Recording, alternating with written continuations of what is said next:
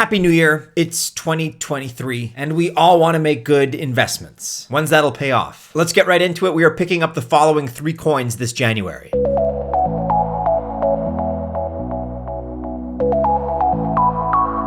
Welcome to the channel. My name is Maddie. This is Altcoin Buzz. Always the best of luck if you choose to invest. Just remember, this is not official financial or investment advice. Be sure as well to stay tuned to the end of this video because after our 3 main picks, we're also going to briefly kind of rapid fire go over 3 extra mentions. And these are all projects with upcoming unlocks. So you're definitely going to want to be aware of those. Kicking off the list, and at coin number 1, we have our first entry, which is Quant, ticker QNT.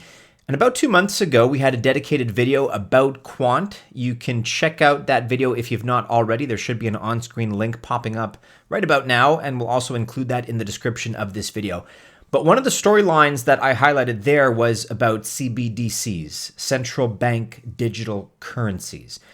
And although they do indeed go against the idea of decentralization, they are inevitably up and coming. Not to be a pessimist, I consider myself a realist, but CBDCs really are inevitable. Now, here's the thing. Quant, they're knocking on the door of the CBDC space, and according to Quant, CBDCs, first of all, aim to bring stability and consistency to this new world of digital assets, and they also have the potential to prevent fraud. They can also provide real-world information about risks to the financial system. That's not to say that we're totally on board with the idea of CBDCs, but those are some of the pros. And as an example here, they could have warned regulators about the brewing 2008 financial crisis.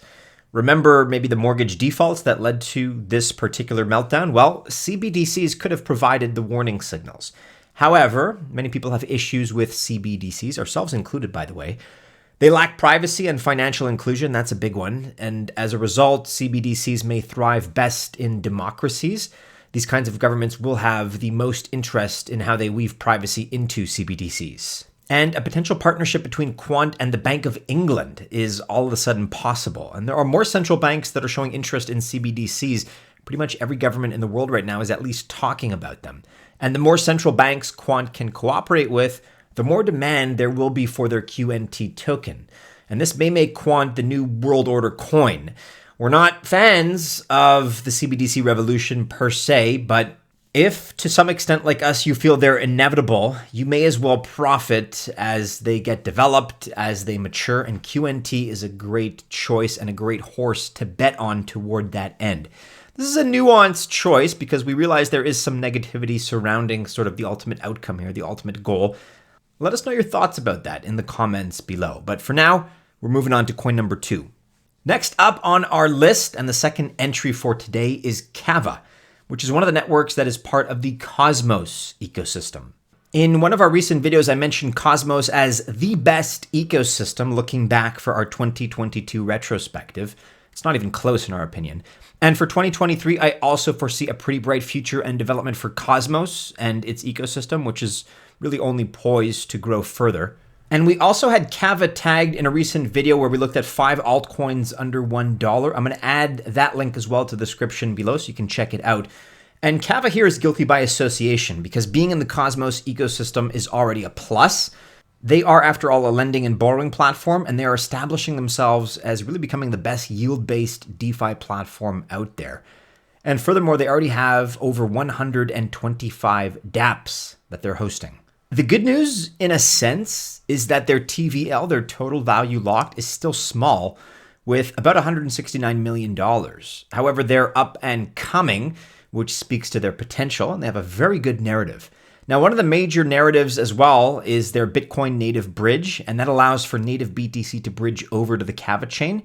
They only had BTCB, and this is BTC tokenized on the Binance chain.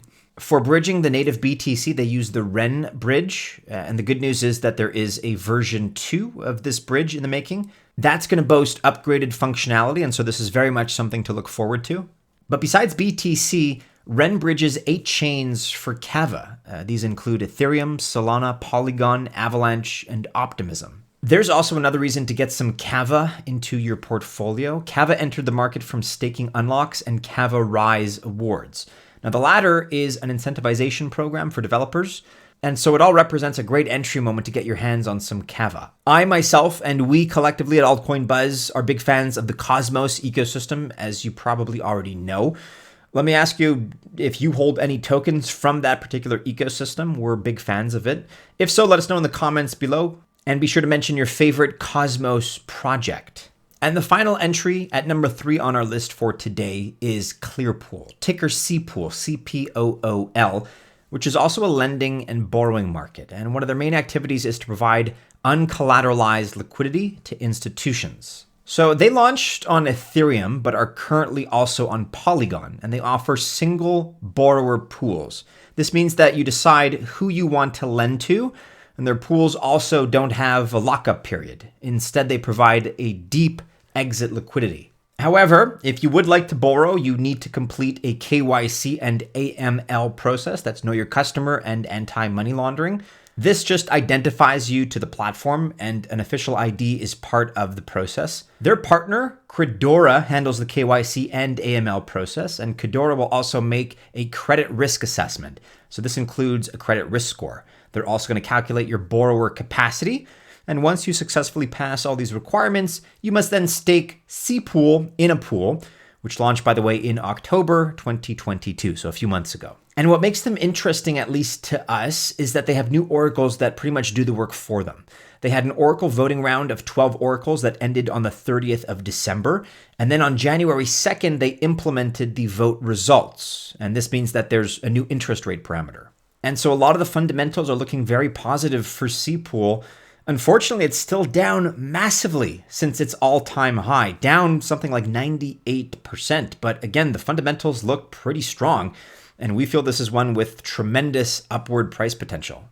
Of those 3, let me know which ones you like best. But as promised, just before we finish up, here are 3 quick tokens, all of which have upcoming unlocks. We begin with Moonbeam, which is happening on the 10th of January. They're going to unlock another 4.618%, or 46 million Glimmer, that's GLMR, worth about $15 million. And after this unlock, they still have 33% locked. That's 325 million GLMR, or about $109 million. Next up is IMX on the 28th of January. They unlock another 0.9%, or 18 million IMX tokens, which is about $7 million. 58% remains locked, or 1.15 billion IMX, equivalent to just over $460 million. And last but not least, here's one that we've been talking about lately, Optimism, ticker OP. Now, this is a little bit further out. They unlock on the 31st of May, 3.6%, or 154 million OP. That is $147 million.